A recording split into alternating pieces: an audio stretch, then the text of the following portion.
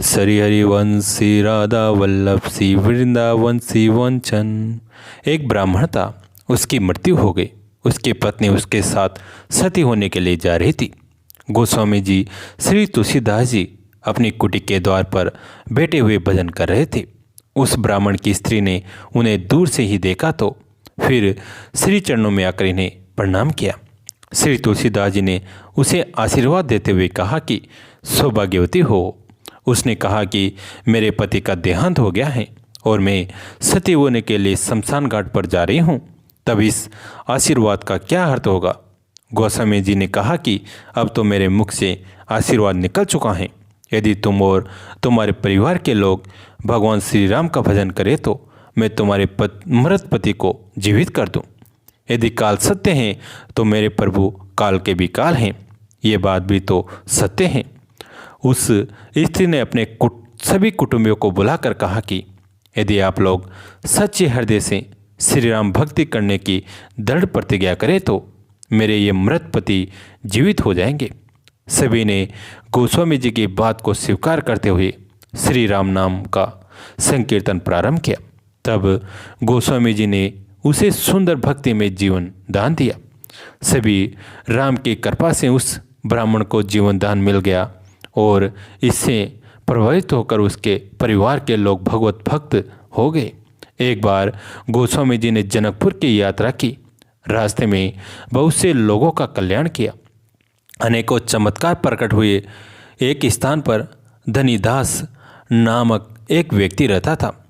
उस गांव में एक मंदिर था। मंदिर में जब धनीदास भगवान को भोग लगाने जाता तो पर्दे के पीछे से एक चूहा आकर भोग प्रसाद ले जाता और बर्तनों की आवाज़ भी आती थी।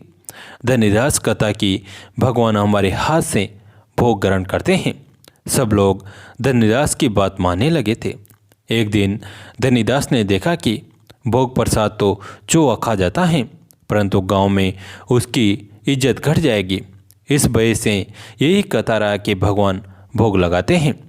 एक दिन कुछ लोगों ने भगवान के भोग ग्रहण करने की बात गांव के जमींदार रघुनाथ सिंह से जाकर कही। जमींदार ने धनीदास के यहाँ आकर देखा तो धनीदास ने यही कह दिया कि भगवान भोजन कर रहे हैं। जमींदार ने कहा कि कल आकर हम स्वयं देखेंगे कि भगवान भोग ग्रहण करते हैं या नहीं। धनीदास जानता था कि श्री तुलसीदास जी महान संत हैं। उसने आकर तुलसीदास जी से कहा कि कल मेरे प्राण जाने वाले हैं। मैंने यह कहकर कि भगवान भोजन ग्रहण कर रहे हैं, चूहे को प्रसाद खिला दिया। यहाँ के जमींदार रघुनाथ सिंह को मेरा अपराध पता हो गया तो मेरे प्राण जाएंगे। उन्होंने कहा कि यदि कल मेरे सामने भगवान भोजन नहीं करेंगे तो मैं तुम्हारा वध कर दूंगा। मैं अब ऐसा अपराध नहीं करूंगा, आप मेरी रक्षा कीजिए। गोस्वामी जी ने उन्हें ढांढस बंधाया। धनीदास ने रसोई बनाई और जमींदार के सामने लाकर भगवान के सामने पधराया।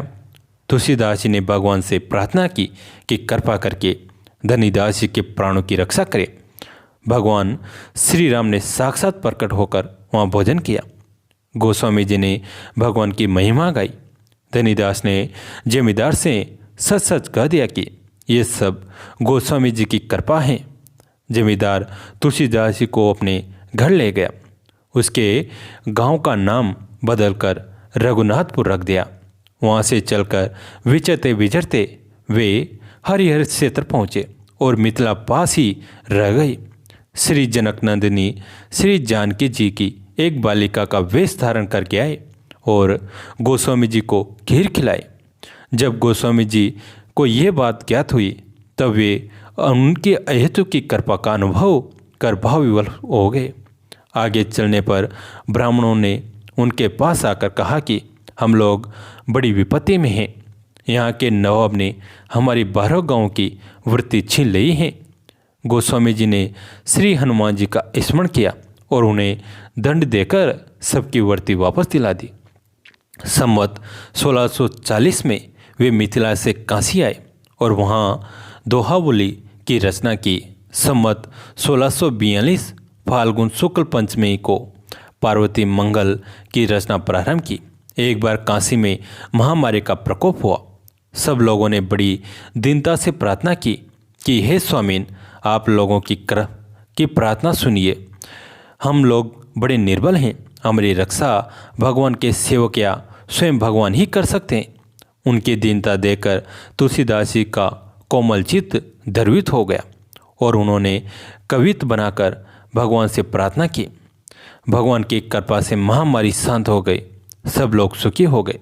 संवत 1643 के लगभग एक दिन महाकवि केशवदास तुलसीदास जी से मिलने आए। केशवदास संस्कृत के ऊंचे विद्वान थे। उनके कुल में भी संस्कृत का ही प्रचार था। नौकर चाकर सब संस्कृत ही बोलते थे। उनके कुल में भी संस्कृत छोड़कर हिंदी भाषा में कविता करना उन्हें कुछ अपमानजनक सा लगता था। तुलसीदास जी की कुटिया के बाहर से उन्होंने सूचना भेजी कि मैं मिलना चाहता हूँ। गोस्वामी जी ने कहा कि केशव प्राकृत कवि हैं, उन्हें आने दो। ये बात केशव के कानों में पड़ी, वे बिना मिले ही लौट गए। अपनी तुष्टता उनकी समझ में आ गई और वहाँ के सेवक ने के पुकारने पर उन्होंने कहा कि मैं कल आऊँगा। घर जाकर सरल हिंदी में रामचंद्रिका की रचना की और फिर उसके बाद गोस्वामी जी के पास आ गए। दोनों खूब हृदय से मिले, प्रेम भक्ति का आनंद छा गया।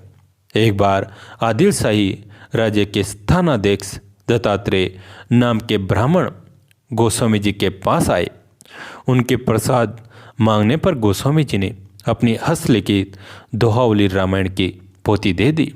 उन दिनों जिस पर विपत्ति आती वही गोस्वामी जी के पास आता और गोस्वामी जी उसकी रक्षा करते। नीमसार के वनखंडी जी के पास तीर्थ यात्रा करता हुआ एक प्रेत आया। कई वर्षों से प्रेत योनि में भटक रहा था।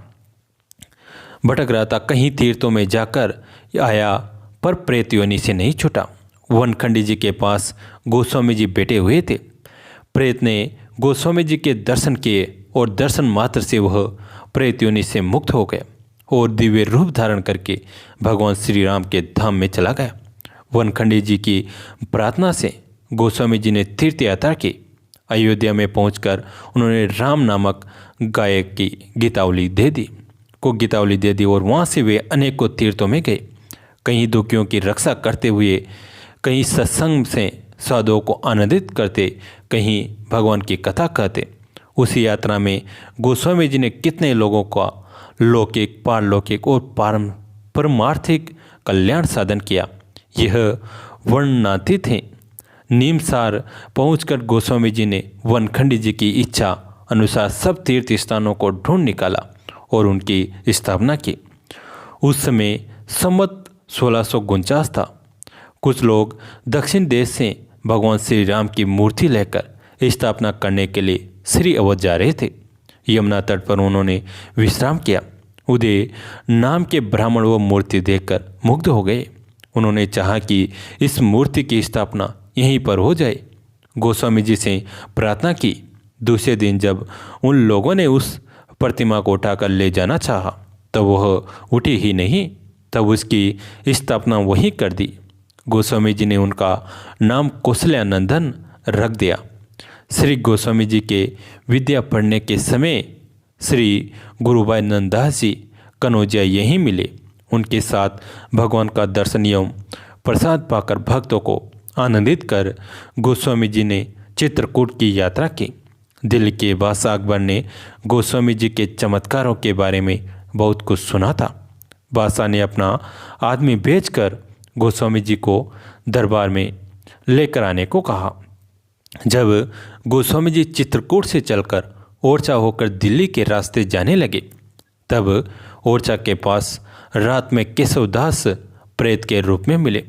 गोस्वामी जी ने बिना प्रयास ही उनका उद्धार किया और वे विमान पर चढ़कर भगवान के धाम को चले गए। कैसी लगी आज की कथा कमेंट में ज़रूर बताएं। इस कथा को अपने दोस्तों के साथ, फैमिली के साथ शेयर कीजिए। कहानियाँ तक सुनने के लिए आप सभी का तहे दिल से धन्यवाद।